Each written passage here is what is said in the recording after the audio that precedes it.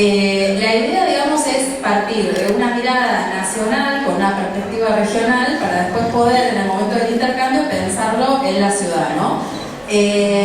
Partiendo de, bueno, entender cuál es el contexto en el que estamos inmersos, entender que la principal causa de enfermedad y muerte en nuestro país, que es lo mismo que sucede a nivel mundial, es la malnutrición. La siguiente, ¿de qué hablamos cuando hablamos de malnutrición? La Organización Mundial de la Salud dice que la malnutrición comprende tres grandes grupos de afecciones. Por un lado, situaciones que tienen que ver con el déficit, y ahí entran distintas formas de desnutrición. Por otro lado, situaciones que tienen que ver con el exceso, malnutrición por exceso, que comprenden el sobrepeso, obesidad y las enfermedades no transmisibles que se relacionan con la alimentación. Y después hay una malnutrición asociada a los micronutrientes que puede ser por déficit como por exceso. Ahora, de estas distintas formas que adopta la malnutrición, la siguiente, la forma más prevalente es la malnutrición por exceso y de hecho en particular las enfermedades no transmisibles. En la imagen lo que están viendo es que precisamente las enfermedades no transmisibles, muchas de las cuales se relacionan directa o indirectamente con la alimentación, son la principal causa de muerte. Estos son datos de la Organización Mundial de la Salud y en esta imagen lo que muestra es que a nivel global más del 70% de las muertes se deben a enfermedades no transmisibles y en nuestro país ese valor es igual a lo que sucede a nivel mundial. La próxima. ¿Cuáles son los factores que predisponen a la aparición de esas enfermedades? Algunos tienen que ver con nuestros hábitos, como por ejemplo nuestros hábitos alimentarios, y otros tienen que ver con cuestiones metabólicas, como por ejemplo tener sobrepeso y obesidad. La próxima. En relación a la alimentación, lo que sabemos es que lo que pasó en nuestro país es lo mismo que pasó en la región de las Américas y en el mundo, que es que nuestros hábitos alimentarios se vienen transformando con una característica distintiva, que es que los alimentos naturales y las preparaciones caseras que habitualmente hacemos en nuestros hogares vienen siendo desplazadas por lo que llamamos productos ultraprocesados, que son alimentos y bebidas que se comercializan envasados y que tienen algunas características, como por ejemplo tener exceso en ciertos nutrientes que nos hacen daño, grasas, azúcares y sodio en particular. La próxima.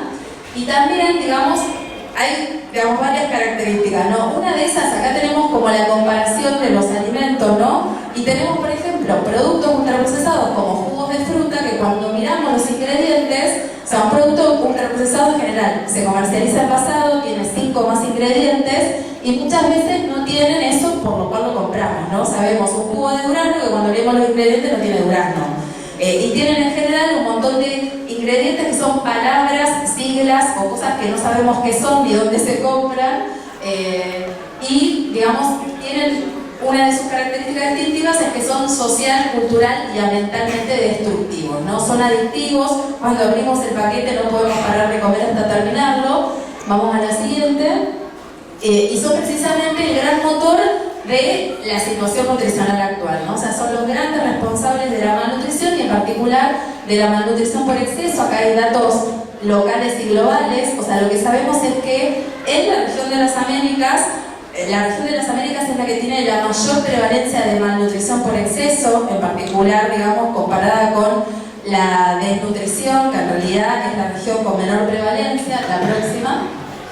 Y los datos locales lo que muestran es que en Argentina, o sea, si bien la malnutrición adopta múltiples formas, lo que tenemos es que, por ejemplo, según datos de una encuesta, la Encuesta Nacional de Nutrición y Salud, tenemos que el 13,6% de niños y niñas menores de 5 años tienen exceso de peso, más del 40% de niños, niñas y adolescentes tienen exceso de peso, y en la población adulta de 18 años o más tenemos que casi el 70% tienen exceso de peso. ¿Sí? De hecho, Argentina es el país dentro de la región de las Américas con los valores más altos de prevalencia en niños, niñas y adolescentes, ¿no? Bueno, acá hacía una comparación o sea, América del Sur es la región de las Américas con mayor prevalencia y dentro de eso Argentina es la que tiene los valores más altos. La próxima.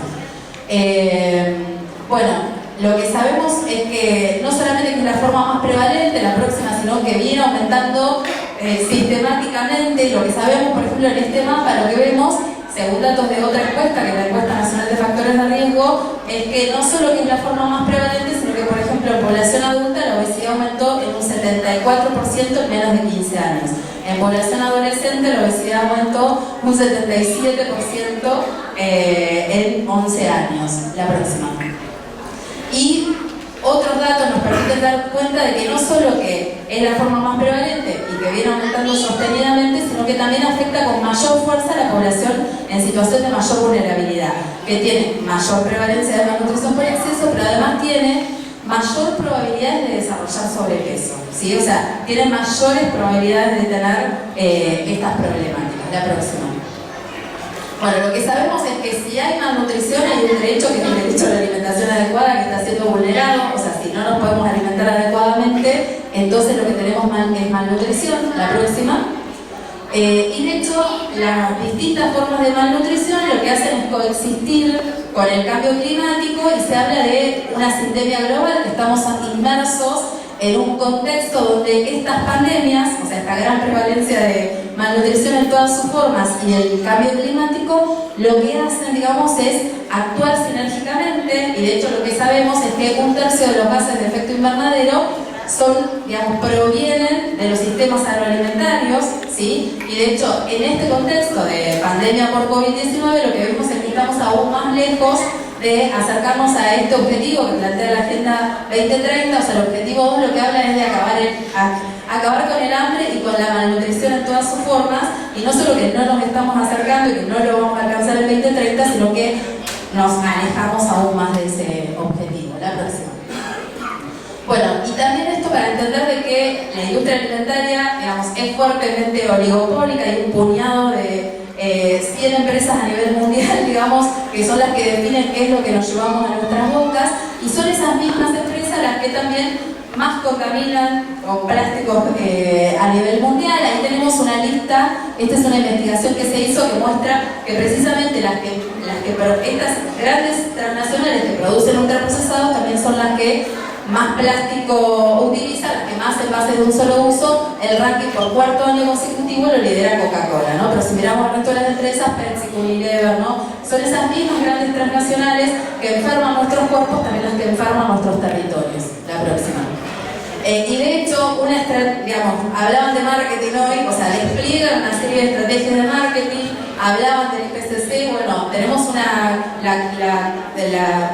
la COP, que es la Conferencia de las Naciones Unidas sobre el Cambio Climático, que recientemente nos enteramos que la próxima que se va a hacer en Egipto, uno de los auspiciantes es precisamente Coca-Cola, ¿no? Una estrategia clara de lo que llamamos greenwashing, que es esto de asociar, digamos, querer asociar sus empresas a situaciones que tienen que ver, digamos, como con este lavado, con que son verdes, con que son ambientales, ¿no? La próxima.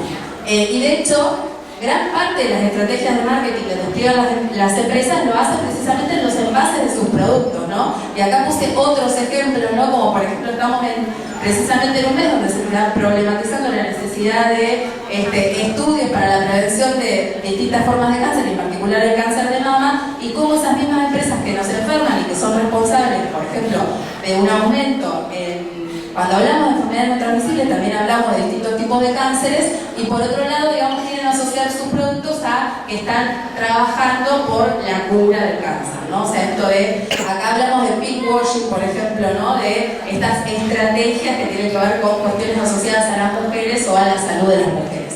La próxima.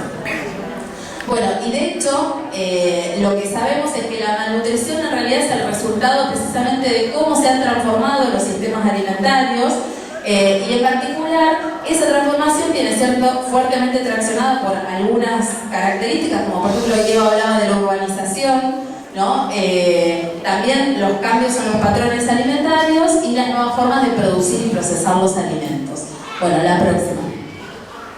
Lo que necesitamos es entender la alimentación desde una perspectiva sistémica, entender, digamos, con una mirada un poco más holística, y que cuando hablamos de sistema alimentario estamos hablando de todo y de todos los que intervienen, digamos, en las distintas etapas que van desde que el alimento se produce hasta que lo llevamos a nuestras bocas, ¿no? La próxima.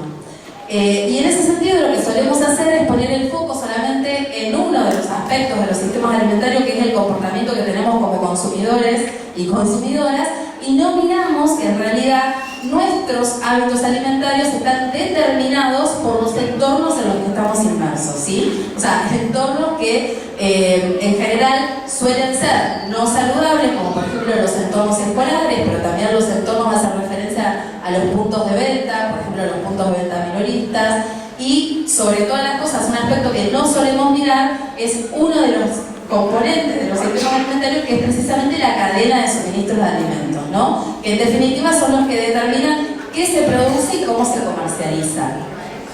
Bueno, la próxima. Y desde hace muchos años las distintas agencias de las Naciones Unidas nos vienen diciendo que para poder llevar una alimentación saludable lo que necesitamos es tener sistemas alimentarios que sean sostenibles, y para poder lograrlo necesitamos regulaciones. O sea, lo que hablan las distintas agencias de las Naciones Unidas es de distintos tipos de políticas públicas en las que necesitamos avanzar, muchas de las cuales, y vamos a la próxima, son de nivel nacional, pero muchas otras son de nivel subnacional. O sea, ahí es donde aparecen las ciudades y qué es lo que tenemos que hacer, ¿no? La próxima. Tenemos políticas nacionales que tienen que ver, por ejemplo, con políticas fiscales, o sea, gravar con impuestos aquellos productos cuyo consumo se quiere desalentar, y por otro lado subsidiar aquellos productos cuyo consumo se quiere estimular, ¿no? Esas serían medidas de alcance nacional. Pero después tenemos un montón de medidas locales, como apoyar a la agricultura familiar, campesina e indígena, apoyar los circuitos cortos de comercialización a nuestro país. La comercialización, la producción y la comercialización está fuertemente concentrada. Más del 70% de las ventas están concentradas en un puñado de 20 empresas, y de hecho cuando empezamos a analizar por tipo de productos vemos que, por ejemplo, las ventas de las leches, tenemos una empresa. El 98% el 70% de las ventas de leches, por ejemplo, es una empresa. El 98% de las ventas de gaseosas son 2 empresas. O sea, están hiperconcentradas, son fuertemente oligopólicas, y por eso es que necesitamos transformar, las ventas aparte son supermercados, tenemos una lógica de comercialización supermercadista, por eso necesitamos transformar y apoyar los circuitos cortos de comercialización. Después transformar las comidas institucionales, que excluyan los ultraprocesados, y cuando hablamos de eso hablamos de escuelas, pero también hablamos de, por ejemplo, instituciones de salud. También que haya agua segura disponible, gratuita, de forma gratuita en todos lados, ¿no? En la vida pública, en los lugares por donde circulamos, en las instituciones de salud, en los espacios de recreación, los lugares de esparcimiento. Lo voy cerrando. Y transformar las percepciones que tenemos y el conocimiento que tenemos sobre el procesamiento de los alimentos. En ese sentido, es que acá se proponen campañas de comunicación y regulaciones, como por ejemplo contar con un etiquetado frontal. La próxima, vamos rápida. Bueno, esto es la próxima, ahí va, la próxima. Contarles, y ya con esto sigo cerrando, que avanzamos en una política pública que es la ley 27.642, que se conoce como ley de etiquetado frontal, que en realidad tiene múltiples regulaciones. La más conocida es el etiquetado frontal, pero tiene muchas regulaciones que necesitan ser implementadas y fiscalizadas a nivel local, como por ejemplo las que tienen que ver con los entornos escolares, o con las regulaciones que tienen que ver con publicidad, promoción y patrocinio de alimentos y bebidas no saludables, o las compras públicas. Si bien habla de las compras públicas del Estado Nacional, en realidad hay un montón de regulaciones, digamos, en las que se podrían avanzar localmente con esto. Y pasar las próximas, a ver.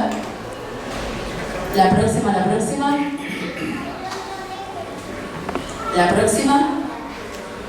Dale, seguí pasando y te digo, bien, la anterior. Bueno, porque esta regulación habla solamente de los entornos escolares, pero en realidad hay un montón de otros entornos que necesitamos transformar, porque lo que pasa, y con esto cierro, es que muchas veces, por ejemplo, esto es en una institución de salud, ¿no? O sea, tenemos una enfermedad que tiene que ver con la alimentación y vamos a una institución de salud, y lo único que podemos adquirir en esa institución de salud son ultraprocesados que nos enferman, y la próxima cierro es, o bien dentro de esa institución nos internan y lo único que nos ofrecen para comer son ultraprocesados, ¿no? Entonces, hay un montón como para transformar. Ya terminé. Y lo local lo hacemos, digamos, en el intercambio.